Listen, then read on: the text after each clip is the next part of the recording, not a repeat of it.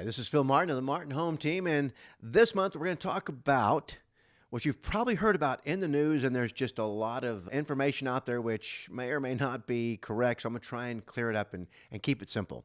So lately you've heard over the past couple of months that the National Association of REALTORS has been sued by a whole bunch of different states and a whole bunch of different attorneys on behalf of people who have sold their house in the past, class action lawsuits.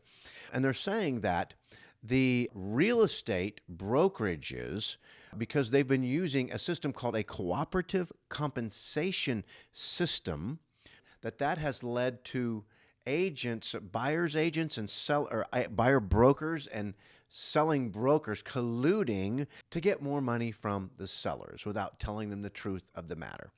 Well, it's kind of a fine hair to split, but I'm going to try and lay this out, okay? So when you sell your house, you're listing it with a certain brokerage that the agent works for. So it's a brokerage listing, but the agent is representing the brokerage. So the brokerage says we're going to ask for a 6% commission. Now that's always negotiable.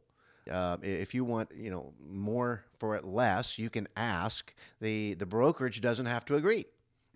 And so that's called flexible commissions, a whole nother topic, and flexible services that come with that. And so let's say the listing agent on behalf of the brokerage says, yes, we're going to have 6% as our professional fees.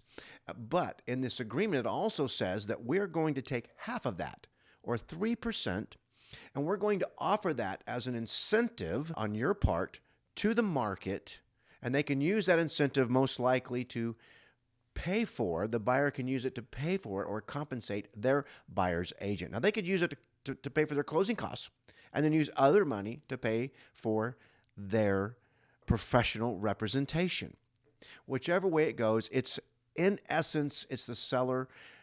When you market your home saying, look, we're going to promote the home and say there's an additional 3% to cover, at the end of the day, costs for the buyer. Now, let me switch over and show you what it says in MLS, and here's where the idea of collusion comes in. Now, MLS is a system that only agents can look at. What you see in Realtor.com and Zillow.com is really an extraction of some of the information from the MLS systems. And the MLS systems is a cooperative system, so brokers can work together to get more exposure between buyers and sellers. That's why it's a cooperative. So we can all look at each other's listings, and I know what you're trying to sell, and I know what they're trying to sell, and they know the kind of clients I have. They can look at that and say, what kind of things are your clients looking for, and do what we call a reverse lookup. So it really helps everybody and the clients and the consumers through these property searches to really get lined up and know exactly where they need to be. So I'm going to show you, here's what it looks like. This is an MLS property sheet out of our database of a home that I have listed. And down here, we're going to zoom in on it. It says 3% here, because this was listed, professional fees of 6%. Half of those were committed to being offered as a 3% to cover the cost of the buyer agent professional fees for the buyer. So what the lawsuit has said, and the main point of it is, look, this is steering, because these commissions are in essence negotiable. If I had 2% here, or if I had 1% there, meaning that the buyer is going to have to pay that out of their own pocket, it causes agents to steer or not take their clients to homes that are not covering the full 3% or whatever. They're paying less than, not the industry standard, they're paying less than what other sellers would be willing to pay in a concession, because it's an open competitive market. So if there are 10 homes and they're all pretty much the same and they would give the same amenities, but 8 of those homes were offering to say to the buyer, look, we're going to give you a concession of a full 3% or 3%, and 2 of them or 3 of them said, no, we're going to give 1%. If you're the buyer and the homes are pretty much the same, would you be drawn to the 2 that you have to pay more for, or the 7 or 8 that you have to pay less for? Pretty much becomes It's a market-driven solution. Now, in the agreements on the buyer's side, in our professional representation agreements, and if you've ever done business with us, you know that I insist on those things forever, but only about 90% of the agents, statistically, are signing these agreements with their buyers. And what those agreements specifically say is that in the industry, my professional fees are going to be 3%. In the industry, if the seller happens to volunteer to cover that amount on your behalf as an incentive to you, the buyer, that's fine. But if they only say we're going to cover 2%, well, then you're going to have to come up with the 1% out of your pocket. I just want you to know. So basically, it says that whatever the seller is volunteering as a market incentive to you, we can take that and we're going to apply that in the ledger to my professional fees. Now, you can apply it to whatever you want on the ledger, but if $10,000 is kind of what you need to bring to the table, which one of those you say, or $15,000 is what you want to bring to the table, and you have $10,000, and let's say $2,000 came from the seller, apply it to what you want to. You have less money out of your pocket, is the bottom line. And that may incentivize you to buy house A rather than house B because everything else is kind of equal. So the lawsuit said, no, because you guys are sharing this insider information and nobody gets to see it but realtors, that's collusion. Okay, so what would be the real-world consequences of this? So here's a tool that we use with all of our buyers and sellers. It's called the Math to Market conversation using this Math to Market tool. And what it does, it just basically lays out all the costs so we don't get blindsided, we don't have surprises, and we know what we're going into financially. Okay, so let's just take that for an example. You're selling a home at $450,000. Your costs for selling that between title and taxes and the rest of it adds up to about $12,131. Your payoff to the mortgage company would be $300,000, so 66% of your costs. 2.7% of your costs would be down here at title. And then we have listing agent professional services of 3%, and then we're recommending that you offer 3% as a seller concession to the buyer so they can use that additional money to cover whatever costs they have. And just so happens we target that's how you pay for your buyer's agent and their professional fees for that brokerage. So this is what you have. Now, you could easily come in and say, look, I don't want to pay them anything. Let the buyer pay the broker everything.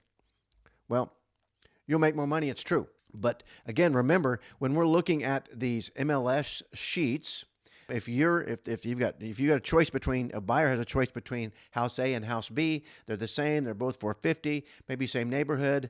One person is saying, look, go on your own and cover the buyer's representation fee of $13,000 yourself. And the other one says, no, I'll go ahead and cover that as a marketing concession out here to that agent. Which one, if you're the buyer, which one would you choose?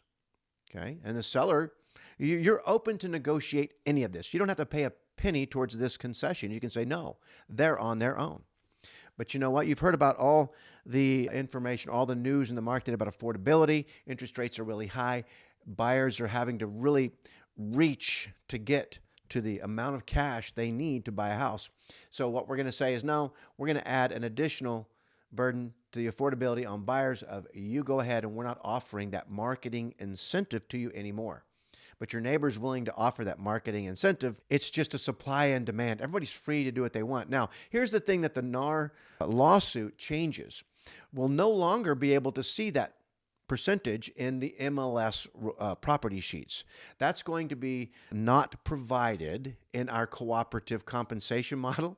There's no more cooperation on that compensation. Now, in our listing agreements, we can say, yes, it's my particular professional fees are 6%. Or 3%, and I recommend that you offer 3% to the buyer so they can use that towards their total costs. And you may say, okay, let's do that. Now, it's not advertised anywhere. It's not printed out in MLS anymore, but the agent can call me and say, what is your marketing incentives? And I would say, well, we're offering 3% or 2% or 1% as a concession. It's going to be the same thing, except now we have to call to find out. And that way, automatically, we won't be, the idea of agents will steer people to certain houses because they know behind the curtain that they're paying less. So I'm going to only steer them to houses. I'm only going to show them houses where they can pay me more, the agent. Well, with the internet today, people can see everything. Whatever house you want to see, you can see. So if you want to go see it, you're going to go see it. You're driving the train as a consumer. So I don't know about that argument. But now it's no more colluding, because now you have to call and find out. It's a little extra work. Okay. So let's see what the impact would be on a buyer who's buying this $450,000 house. Well, if the buyer's buying $450,000 on a standard FHA loan, let's take a look at what that would look like, okay? So here's the buyer part of our Math to Market tool. And the buyer is buying $450,000. There's just 3.5% down on an FHA. Let's say they get a 6.875% interest rate, and their taxes here, that was the taxes on the sale of the home. So they're going to prorate all that, get some mortgage insurance. And now their budget was $3,800, but they're $200 over. And you say, oh, okay. They have $20,000 saved up to buy a house.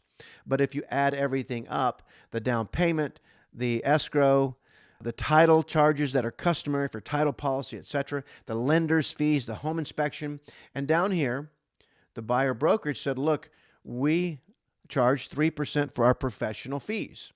And so they say, okay. So now here's what you would have to bring to the table, $44,425.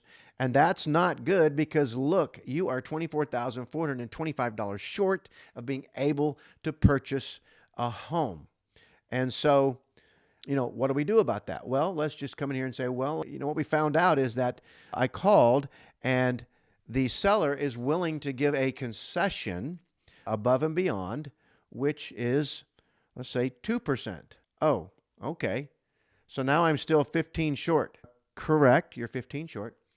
But the other two houses you were looking at, I've called the agents, and they're willing to offer a 3% concession, which basically offsets the buyer professional fee, but it doesn't offset the rest of your costs. And so we have to go, well, I wonder if I can get $10,000 more dollars. Where could I possibly get it from? The seller could say, I'll give you even more if you want. I'll give you another 2% up here, or 2% being about $9,000.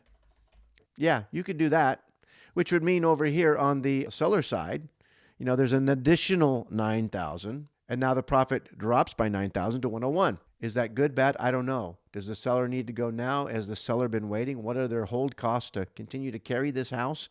All has to be calculated. Now, they may not say that, but here's the thing. Let's say you're not offering this, because you say, no, I'm only offering 1.5%. I think the buyer should pay their own way. And you're reselling your house. And now, I don't know if you know this or not, but because of the affordability issues and inventory being what it is, here's what's happening. In the past, new construction has been about maybe 9 to 13 percent of the volume of homes sold. But today, new construction, check this out, is literally a third of all homes sold. So you can look, here's a 13% average, national average from 83 to 2019. And now look here, starting in about 2019, 20, 21, and all of a sudden 22, it takes off. Why are more people buying new construction? Number one, if the utility bill is probably a lot lower than if you're buying a 20, 30-year-old home. Number two, it's going to be just brand new. What a great thing. And here's the other thing is the builder is going to cover that 3%. And in addition to that, the builder is going to give you a $15,000 incentive to use your way. And you can go ahead and they're going to use that incentive, that extra money. So now you only bring in $4,000 to the table. You got $15,000 or $4,000 left over. And I say, oh, wow, that's pretty cool. Yeah, well, what if the builder's already subsidizing an interest rate down to 5.99? Well, look, you just got within your budget, and you now magically have the money to buy a brand new home. And so if you're reselling a house, you're sitting out there going, I refuse to do this. I'm not going to help the buyer. I'm not going to incentivize them with any marketing money on their side coming from me and the equity I have. So what are the odds that in a free market, the buyer's going to choose your home when they just simply might not even have the money?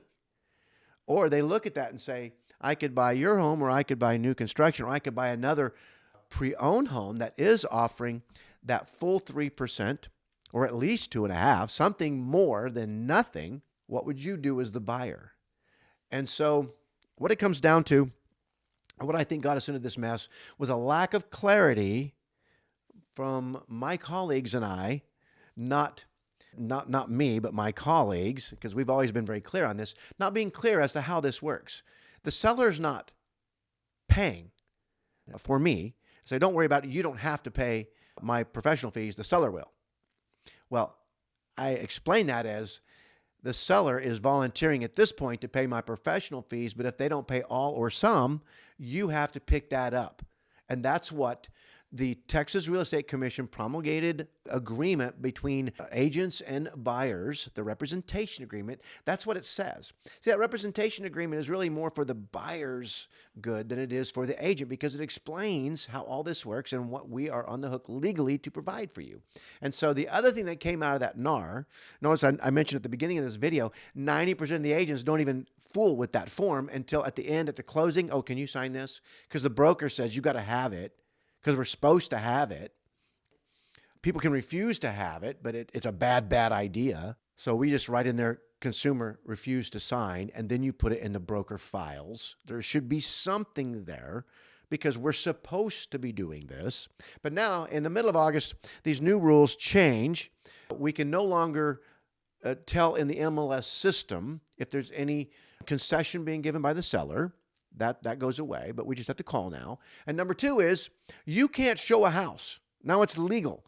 Legally speaking, you cannot show a house without this agreement. Now you can make the agreement about that single house or whatever, but look, if you're working with an agent and all you want them to do is open a door, you're going to have to sign that form. If the agent is doing their job, is ethical, and is adhering to the rules, regulation, and laws of the land, as they say. And basically, if you don't trust that person enough for that, maybe that's not the best idea to be working with that person either. Or maybe step back, and I would suggest just reevaluate, what kind of trust do I need? What kind of screening should I have done? Before I go and look, maybe I need to work with somebody who can give me more guidance, more clarity before we go and try to perform on the end of looking at something. And if you're just trying to get an idea and you don't even know if you can buy yet, why would you waste everybody's time to do that? You can go to model homes and walk through all day long. Open houses all day long on your own. So really, none of this, I don't believe, is going to make a material change once people understand, oh, this does make sense. As long as we're transparent about everything. Transparency is so important. Insist on transparency. How does this work? How are you getting paid?